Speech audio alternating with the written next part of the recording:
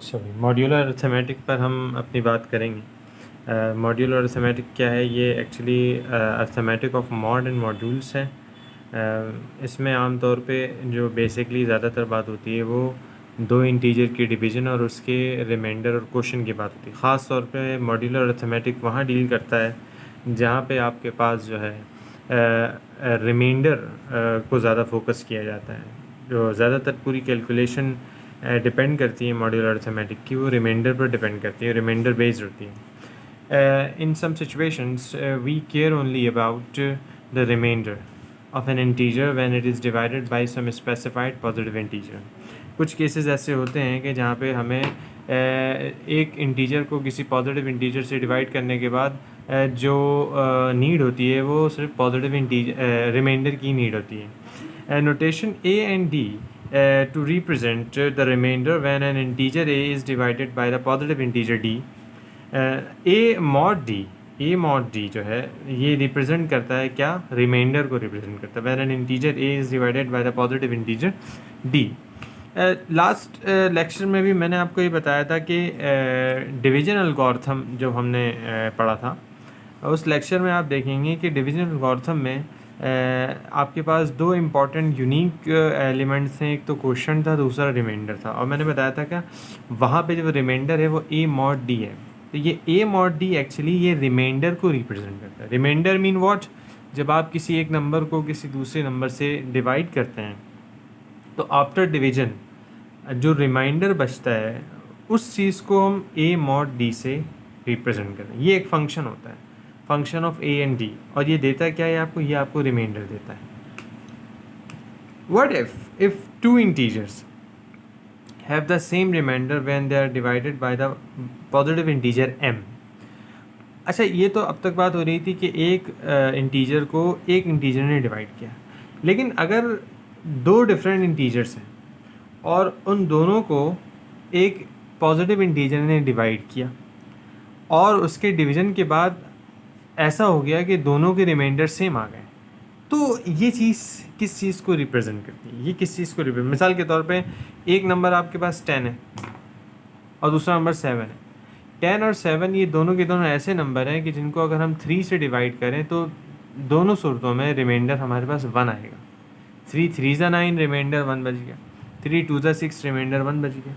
इसका मतलब ये दो ऐसे नंबर हैं जो है डिफरेंट, लेकिन इनको अगर हम 3 से डिवाइड कर रहे हैं तो इनका रिमाइंडर क्या आ रहा है? सेम आ रहा है। तो ऐसे बहुत सारे नंबर्स होते हैं कि जिनको डिवाइड करने पे, एक ही नंबर से डिवाइड करने पे रिमाइंडर सेम आता है। उन नंबरों को एक इक्विवेलेंसी प्रोवाइड की जाती है और उसके लिए एक टर्मिनोलॉजी यूज़ करते हैं, कॉन्ग्रेंट मॉड्यूलो है। उसे हम आगे चल के देखेंगे कि ये है क्या। इससे पहले हम ज़रा सा मॉड को डिस्कस कर लें, how to find A mod M. A mod M actually remainder होता है। रिमाइंडर ए मॉड एम ये आर आपको देता है for all A belongs to Z for any integer and for all M is actually a positive integer. चूँकि हमारी जो बात हो रही है ए कोई भी इंटीजर होगा और एम पॉजिटिव इंटीजर होगा। सो ए मॉड एम, इसे ए मॉड एम कह लें रिमाइंडर को, या ए परसेंट एम कह लें, दे बोथ आर सेम और ये रिमाइंडर को रिप्रेजेंट कर। So a mod m that is remainder is equal to a minus floor function of a upon m into m. A minus floor function of a upon m into m, ये general formula है आपके पास। ये किसी भी a mod m की value को आपको निकाल के दे देगा, whether a is positive, whether a is zero, whether a is negative. M तो एक पॉजिटिव इंटीजर है। सपोज दैट 7 मॉड 5 आपको निकालना हो तो ए 7 हो गया और एम 5 हो गया। तो इसके लिए आप क्या करेंगे? इसके लिए आप 7 यहाँ रखेंगे minus floor of 7 upon 5 into 5। आप जानते हैं फ्लोर फंक्शन, लास्ट लेक्चर में हमने सीखा था फ्लोर फंक्शन निकालना। तो 7 माइनस 7 अपॉन 5 1.4 हो गया। 1.4 का फ्लोर जो होता है वो 1 होता है। सो ये हो गया 7 माइनस 1 इंटू 5, 5, तो 7 माइनस 5 बिकम्स 2। सो 7 मॉड 5 एक्चुअली रिमाइंडर है और ये आपके पास आया है 2। इसी तरह आपके पास अगर एक और नंबर है दूसरा, दैट इज़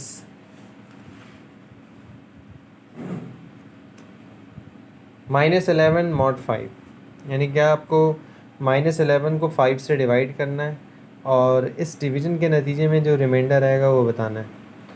अब ये चीज़ कैसे आएगी, इसके लिए वही फार्मूला अप्लाई करेंगे और अप्लाई करके आप चेक करेंगे इस फार्मूले को, तो आपको पता चल जाएगा कि रिमाइंडर की वैल्यू -1 आएगी। सो a mod m gives remainder when a is divided by m. Congruent modulo m क्या चीज़ है? If a and b are integers, a और b दो इंटीजर्स हैं and m is a positive integer, और m क्या है? m एक पॉजिटिव इंटीजर है। Then a is congruent to b modulo m if m divides a minus b. That is m divides a minus b. Then use a is congruent to b modulo m. इसे क्या पढ़ेंगे? a is congruent to b modulo m. ये symbol किस चीज़ को represent करता है? ये इस चीज़ को रिप्रेजेंट करता है कि जब कभी दो ऐसे नंबर हों कि जिन दोनों को अगर हम एक नंबर से डिवाइड करें तो रिमाइंडर दोनों का सेम आए। जैसे कि मैंने एग्जांपल दी थी आपको 10 और 7 की, तो इस तरह हम ये कह सकते हैं 10 इज़ कॉन्ग्रेंट टू 7 मॉड्यूलो 3। चूँकि दोनों को जब हम 3 से डिवाइड करते हैं तो रिमाइंडर सेम आता है। इसके लिए जो सबसे बेस्ट तरीका है वो शॉर्ट वे आपको ये डेफिनेशन में बता दिया है। अगर a और b दोनों कॉन्ग्रेंट मॉड्यूलो m होंगे तो a माइनस b जो डिफरेंस आएगा वो एक ऐसा नंबर होगा जिसको m डिवाइड करेगा, कम्प्लीटली तौर पे डिवाइड करेगा। डिवाइड करना आप जानते हैं क्या होता है इसके मतलब।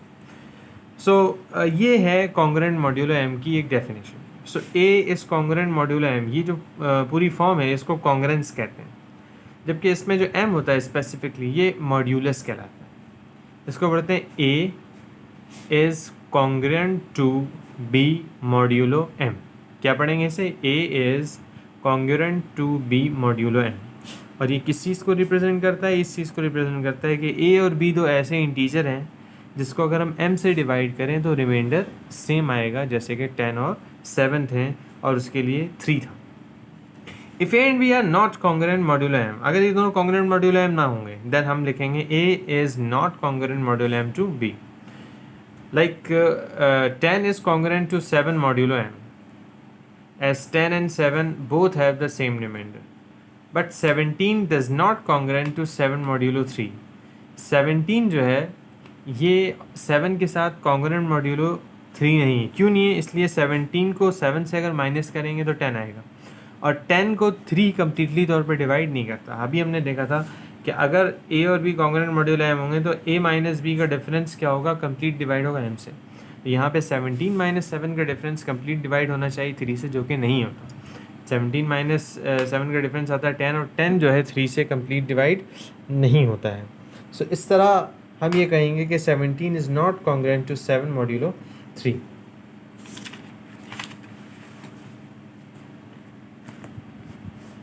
ठीक है, तो note that a is congruent to b modulo m and a mod m is equal to r। ये दो है तो एक ही कैटेगरी के, लेकिन इन दोनों में फ़र्क है। और फ़र्क क्या है? फ़र्क ये है कि दोनों में मॉड ऑपरेशंस हैं, लेकिन एक फंडामेंटल कॉन्सेप्ट का फ़र्क क्या है कि a is congruent to b modulo represents a relation on the set of integers. ये चीज़ एक रिलेशन को रिप्रेजेंट करती है इंटीजर के सेट के इन बिटवीन, जबकि a mod m ये represents a function. a mod m एक फंक्शन होता है जो कि रिमाइंडर आपको प्रोवाइड करता है। The concept of a is congruent to b modulo m is represented in the following theorem. ये एक इम्पॉर्टेंट थ्योरम है जिसमें हमने कॉन्ग्रेंट मॉड्यूलो m को थोड़ा सा एलिब्रेट किया है। Let a and b be integers and let m be the positive integer. a और b दो कोई भी इंटीजर हो सकते हैं और m कोई भी पॉजिटिव इंटीजर होगा। Then a is congruent to b modulo m। अगर a b के कॉन्ग्रेंट मॉड्यूलो m होगा इफ़ एंड ओनली इफ, ये उसी वक्त पॉसिबल होगा if a mod m is equal to b mod m। a mod m हम जानते हैं क्या है? a mod m का मतलब रिमाइंडर है। जब a को m डिवाइड करेगा तो उसके नतीजे में जो रिमाइंडर आएगा उसे कहते हैं a mod m। इसी तरह b mod m ये भी रिमाइंडर है। जब b को m डिवाइड करेगा तो इसके नतीजे में जो रिमाइंडर आएगा वो b mod m कहलाएगा। तो अगर a और b कॉन्ग्रेंट मॉड्यूलो m हो गए तो इन दोनों को अगर अलग अलग हम m से डिवाइड करें तो दोनों का रिमाइंडर क्या आता है? सेम आता है। ये तो बेसिक डेफिनेशन है, बेसिक कॉन्सेप्ट है, उसी को थ्योरम के फॉर्म में लिख दिया। Where a mod m and B mod m are remainders when A and B are divided by m respectively. Whether 17 is congruent to 5 modulo 6, ये पहला सवाल है, लाइक उसको चेक करना है. और दूसरे पार्ट में कह रहे हैं whether 24 and 14 are congruent modulo 6. दोनों एक ही सवाल है, डिफरेंट स्टेटमेंट के तौर पे इसको दिया है दोनों एक ही क्वेश्चन. हमसे पूछ रहे हैं चेक करें क्या 17 5 का कॉन्ग्रेंट मॉड्यूलो 6 है या नहीं, और ये भी कह रहे हैं चेक करें कि 24 और 14 ये दोनों कॉन्ग्रेंट मॉड्यूलो 6 है या नहीं. अब इसके लिए हमने सॉल्यूशन को यहाँ पे चेक किया है. लाइक इसके सॉल्यूशन को यहाँ पे देखेंगे और ये हम सिंपली देख सकते हैं कि 17 इज़ कॉन्ग्रुएंट टू 5 मॉड्यूलो 6, ये है कि नहीं. इसके लिए हम क्या करेंगे, 17 को 5 से माइनस कर देंगे. 17 माइनस 5 12, और 12 एक ऐसा नंबर है जिसको 6 जो है डिवाइड कर सकता है. So 6 divides 12, it mean 17 is congruent to 5 modulo 6. ये सिंपल मॉड्यूलो की डेफिनेशन है. अच्छा, नाउ 5 मॉड्यूलो 6 जो है इसका मतलब ये भी है कि जब हम 17 मॉड 6 निकालेंगे और 5 मॉड 6 निकालेंगे तो दोनों का रिमाइंडर सेम आएगा. इस थ्योरम में भी हमने देखा था. अच्छा, 17 मॉड 6 तो सिंपल है, आप उस फॉर्मूले से निकाल लें. दोनों को ही हम जनरल फार्मूले से निकाल लेंगे, क्योंकि मॉड का फॉर्मूला में अभी हमने इसी लेक्चर में प्रीवियसली देखा था कि किस तरह हम रिमाइंडर और मॉड का फॉर्मूला यूज़ कर रहे थे. ये लाइक ए है, ये डी है, और फ्लोर फंक्शन को यूज़ करके हम इनके रिमाइंडर को फाइंड आउट कर सकते हैं, और रिमाइंडर आपके पास आ जाएगा दोनों का 5. ठीक है. जनरली ऐसा पॉसिबल होता है कि अगर आपको ए मॉड बी निकालना, ए मॉड बी, तो ये आपको आर देगा. अगर ये वाली कंडीशन होल्ड करती है, कौन सी कंडीशन, ए जो है वो कोई भी 0 हो सकता है, 0 से ग्रेटर हो सकता है, और लेकिन बी से छोटा हो. ए 0 या 0 से ग्रेटर हो बट बी से क्या हो, लेस हो. इस केस में हम अगर ए मॉड बी निकालना चाहें तो ये एक इक्वल आएगा. तो ए मॉड बी निकालने की फिर नीड नहीं होती. तो आप ये देख लें, ए मॉड बी अगर इस केस को फुलफ़िल कर रहा हो तो फिर ए मॉड बी निकालने की नीड नहीं है, ये ए मॉड बी एक इक्वल आएगा हमेशा. इसका मतलब है 5 मॉड 6 ये 5 के इक्वल आएगा. क्यों आएगा, इसलिए 5 मॉड 6 में ये इस रूल को फॉलो कर रहा है. ठीक है. सो इसका मतलब इसका रिज़ल्ट 5 आ जाएगा. तो यही चीज़ हमने यहाँ पे 5 मॉड 6 को 5 से हम कैलकुलेट कर सकते हैं. अदरवाइज आप फॉर्मूला अप्लाई कर सकते हैं.